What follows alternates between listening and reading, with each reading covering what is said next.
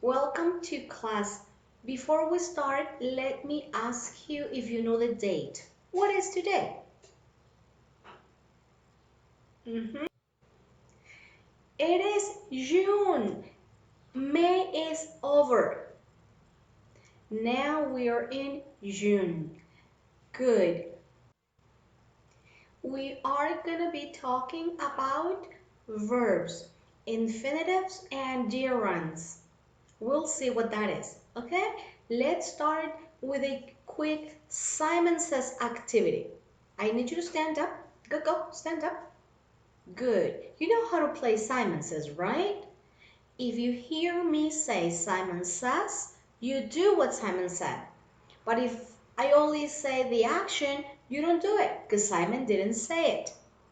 Let's start. Simon says, stand up. Simon says, clap your hands. Simon says, hands up. That's your head. Uh-uh. Oops, no. I did not say Simon says. Okay, again. Simon says, touch your shoulders. Simon says, touch your nose. Simon says, touch your ears. Touch your mouth. Simon says, hands up. Simon says, touch your head. Simon says, point at your teacher. Point at yourself. No, I didn't say Simon says. Okay, again. Simon says, jump 3 times. Simon says, freeze. Clap your hands. I didn't say Simon says. Okay, class.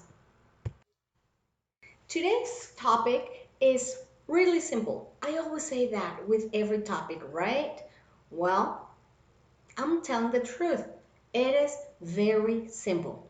Okay, we are going to talk about verbs. Do you remember what a verb is? Action. A verb is an action, just like the ones you did in Simon Says. Jump, touch, clap, stand, point, and all the actions are verbs. Today, we are going to classify verbs in infinitives and in gerunds. Okay, excuse me. There we go. Now, we know that verbs are actions, but we are going to learn about infinitives, which are going to be verbs in this form, and gerunds are verbs with another form. Okay? Let me tell you more. I have a list of some infinitives, some verbs that start with the word to. When a verb starts with the word to, the verb is in the infinitive form. Let's read them. To play, to run, to eat, to study, to cook, to read. Okay? Every time we see the word to before the verb, it's because that verb is in the infinitive form. Good. You might be asking yourself, okay, that's the infinitive form, but how do we use it in a sentence?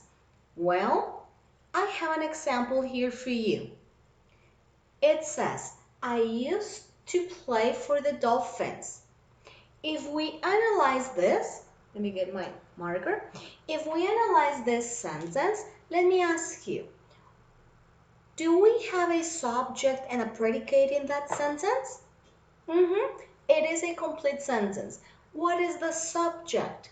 Who is doing the action? Oh, got the incorrect color. Okay. I is the subject. What is the predicate? Used to play for the Dolphins. Now, Can you identify the verb? It's the verb in action. I used. This is in past. I used. Now, do you see an infinitive anywhere in the sentence? To play. To play. These two words together form the infinitive. Okay? Now, I used to play for the Dolphins. Wait a minute. Are we saying there are two verbs in the sentence? Yep, that's what we're saying. Now, the subject used to play for the Dolphins. This is the verb in action. And this verb complements the first one. Okay? So let's stay with that. The first verb is the one in action that defines if the sentence is in present, in past, in future, or what tense. And the second verb is where you use the infinitive. Okay? Let me give you an example. I like to watch movies with my family. What do I like? To watch movies with my family. I like is my verb in action. To watch movies with my family. That complements the information in my sentence. Okay? Now let's talk about gerunds. Okay? I have a list with some verbs like run, eat, study, cook, play, with an ing ending, which is the gerund form. I'm going to place it here. Okay, now let's compare. Here's my verb in its infinitive form, to play. That same verb, to play, if we change it to the gerund form, what would it be? Playing. To play, playing. Oh, do you see any to here? Nope, nope, nope, nope, nope. To is only needed in the infinitive form. When we change verbs to the gerund form, no to, there's no to, but we add ing, ing, ing, ing, ing. So here we go. In the infinitive form, to run, to run. What is that verb in the gerund form? Running. How about to study? Studying. Okay? To cook? Cooking. To eat? Eating. You see the difference? Okay. For the next activity, I want you to clap your hands if what you hear is a verb in infinitive form. But you will shake your fingers up here, shake your hands, if what you hear is a gerund. Infinitive, gerund. Infinitive, gerund. Okay? Here we go. To play. Running. To eat. Eating. To dance. Coloring. To sleep. Sleeping. To jump. Riding. Okie dokie. Now, I can say that you can identify the difference. To Nothing here, but ing at the end. Infinitives and gerunds. Okay, let's keep going. Now I have an example of gerunds in sentences. With gerunds, we can use them as the subject in a sentence. Oh yeah, gerunds can be the subject in the sentence. Look at this example. Running is my hobby. What is the subject? Running. Or we can call it it. Ah, there you go. Another one. Writing is, writing English is very difficult. Writing English is very difficult. What is my subject? Writing English. And what are we saying about writing English? It's very difficult. Wow. Well, the rule says gerunds, like subjects, like nouns, come at the beginning of your sentence or after a preposition. Like in this case, the preposition is after. So after that word after comes a gerund. Okay? That's just one example. Oh, we did not read it. Let's read it. I'm so full after eating dinner. Okay? Now, let's see what else we can learn about this infinitives and gerunds. Okay, we already said infinitives in the sentence come after the verb in action. There is one verb, present, past, future, whatever tense, and then we use an infinitive, a verb in infinitive. Now, we also said gerunds can be the subjects in sentences. Okay, now what we are looking at are two examples where we can see it is okay to use infinitives or gerunds, and it makes no difference. It is the same thing. You express the same thing, but you have to follow the rule. Now, read example number one. I will continue to study. That sentence has a subject, which is I. What is the verb? The verb in action. I what? I will continue. That is future. That's future. I will continue. Remember what we said? One verb. So the second one comes in infinitive form. And infinitives, we know, have the word to. So here we go. I will continue to study. And this is correct. Now, another way to express the same thing is using a gerund. Let's see. What is the predicate? Sorry, what is the subject? I. I would. What is the verb in action? Will continue.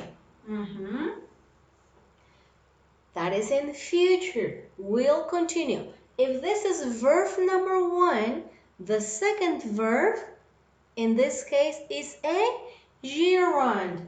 Studying. Because like our examples there, the verb gets ing ending. So this is also correct to say. Good. Okay, I need you all to go to page 83. This one. Verbs, infinitives, and gerunds. Now, all this first part is exactly what we've done here already, what we did already. Okay, so now let's all look at the chart. I'm going to try to put it here. Look at the chart, this one. So the first column has verbs usually followed by an infinitive. The second column are verbs usually followed by a gerund, And the third column has verbs followed by either infinitives or gerunds. Both would work. Okay, this page will be our reference for answering the next page. Okay, please go to page number 84 now. Read instructions with me. Go. Read each sentence. Write whether the underlined words contain an infinitive verb or a gerund. Now, this is very simple. All you have to do is look at the underlined words and check our charts. Number one, let's read the sentence. I decided to attend university away from home. I decided to attend. If it says to attend, what is that? Infinitive or gerund? Please write the word infinitive on the line. Good. Number two, we enjoy visiting. Enjoy visiting the zoo when the weather is nice. Enjoy visiting. The first verb is enjoy, but the second one is a gerund. So you write gerund. Copy the word on the line. I need you to please stop the video right now and you finish 3, 4, 5, and 6. It's super simple. All you have to do is look at our examples here. Go. When you finish, excellent. Now, for the next activity, I need you to read instructions. Go. Fill in the chart to show the gerund and the infinitive of each verb. Class, this is a piece of cake. Look. They give you a verb. This verb, you have to change it to a gerund and you have to change it to an infinitive. So, if the verb is break, what is a gerund? Breaking. And what is the infinitive? To break. Super simple. So, for this part, stop the video and do the work. When you're done, I'll be waiting for you right here. Write the gerund or the infinitive form of the verb in the parentheses that best completes each sentence. So, this part is for you to analyze. You have to read the sentence and then stop and think. Should I use an infinitive? Or should I use a gerund? Okay, let's start. I'm going to help you with this. Number one, my dentist recommends my teeth 3 times a day. Brush. They're giving you the verb, which is a lot of help. So it says, if we put an infinitive, what would it be? My dentist recommends to brush my teeth 3 times a day. How about we use a gerund? My dentist recommends brushing my teeth 3 times a day. The gerund form correct. So, if the verb is brush, what would be the gerund? Brushing. Write it down. Number two. Leon expects the package by Monday, and the word is receive. To receive or receiving? To receive. Write it down. To receive. Check the spelling, okay? That verb might be confusing. Number three. Victoria wants video games all night.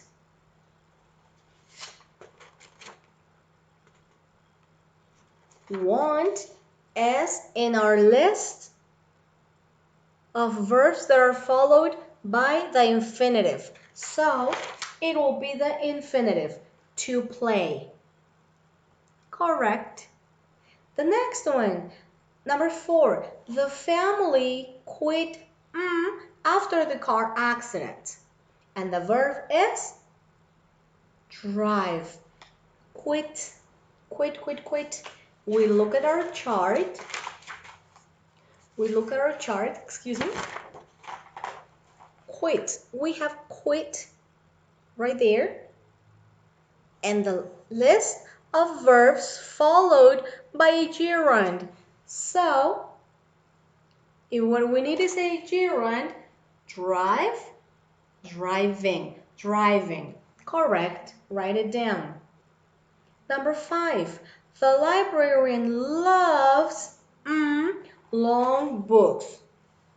Again, look at the chart. There's the word love. And in this column, all these verbs can be followed by an infinitive or a gerund. You decide. Both are correct. To read or reading. It's okay. Class, for the last 2 exercises, stop the video. You find the answers. Okay? I'll be here waiting for you. Go, go.